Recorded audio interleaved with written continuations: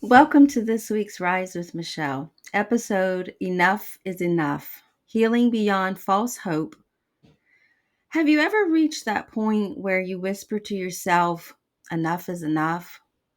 Have you ever thought about, enough of chasing protocols, enough of swallowing pills by the handful, enough of believing every claim that says, if you just do this, you'll be healed?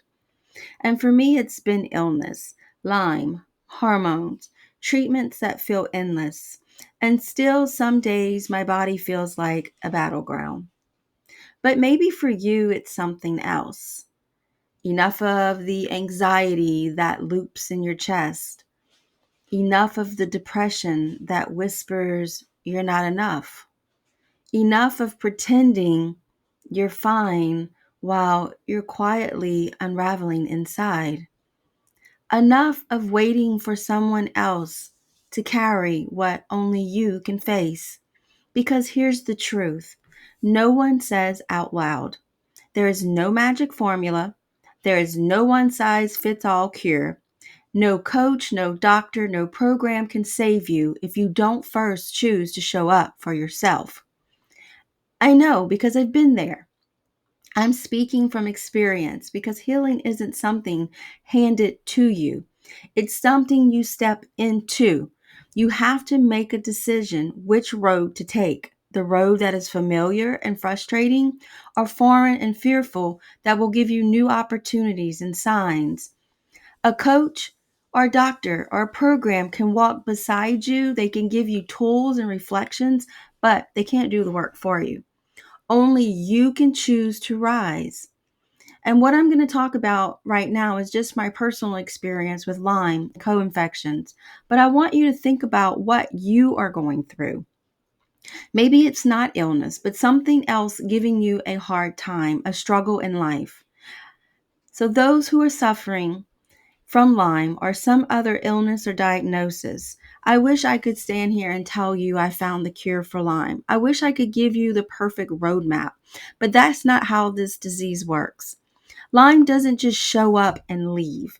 It burrows, it hides, it changes shape, and it comes with co-infections, Babesia, Bartonella, just to name a couple. But the list goes on, and each one as brutal as the last. In my book, From Hell to Rebirth, I wrote these words describing Lyme. This nightmare's ulterior motive is to kill its host with a painful and slow death. It eventually breaks a person down to their core and rots out their insides, and eventually breaks down their organs. It takes away their quality of life, creates emotional distress, spreads, and hides in different parts of the body. It is highly intelligent, and its ultimate objective is to kill its host in the most painful, slowest, and most deceitful way possible, so that their death certificate reads, died of natural causes. And yet, here I am, still breathing, still rising, still writing. And here's where I get frustrated because while people like me or us are clawing our way through this reality, the world is busy selling false hope. Take this supplement and you'll be cured. Follow this detox and your pain will vanish. Buy this program and you'll be healed forever. And listen, I've bought the programs. I've swallowed the pills. I've tried the protocols. Some helped for a season, but none of them fixed me. None of them cured me because healing isn't a quick fix. It isn't a product. It isn't a straight line. And if you've been made to feel like your illness is your fault, that you just didn't do enough or believe enough or buy enough, I want you to hear me clearly. That's a lie. It's not your fault. And here's what I've learned. You can suffer in one hand and still build in the other. You can carry pain in your body and still choose purpose in your spirit. And that's why I built Rise, because before we rise, we all grow through soil. Stories of illusion and limitation. These are the stories we inherited, the ones that you may recognize. You'll always be sick. Don't speak up. No one will believe you. Oh, but you're not strong enough. You need to stay quiet, stay small, stay safe. Who are you to want more in life? Who are you to dream these dreams? Those stories become concrete. They harden in us until we mistake them for truth. But I always say, just like the lotus, you can't bloom without the soil. You have to loosen it, break through it, and let the mess nourish the rise. And that's where rise begins, because you're going to reclaim your identity from the stories that are keeping you bound. You rewrite the blueprint. You're going to inspire yourself to take one small step forward instead of waiting for permission. You will strengthen your daily practices, not out of punishment, but out of love and compassion for yourself.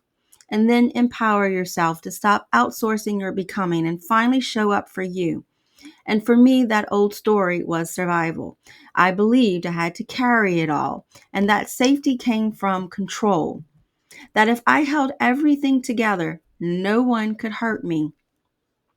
But that story almost destroyed me. It kept me sick. It kept me small. It kept me silent. So I am writing a new one. Make sure I have daily non-negotiables. What are your non-negotiables? Write it down in your journal. Take action. Where are you still waiting for someone to save you? Where are you handing away your power instead of stepping into it? Maybe it's not Lyme for you. Maybe it's anxiety. Maybe it's grief. Maybe it's the weight of being unseen. But whatever it is, the soil you're standing in is not the end. It's the ground preparing you to rise. So ask yourself this week, what story in my soil is keeping me bound? Where in my life am I still waiting for someone to give me permission to live my life? What's one small daily non negotiable that you can choose to begin writing a new story today? Because to be different, you first have to see different. The soil is not your grave, it is your ground to cultivate and rise. Thank you for watching today's episode. And if this message spoke to you, please like, subscribe, and share it with someone who needs it. You can also connect with me on Instagram, Facebook, and now Substack. So I'll see you next week. Same space, same heart. Until then, keep rising and remember, we're not broken. We're in the in between and still rising.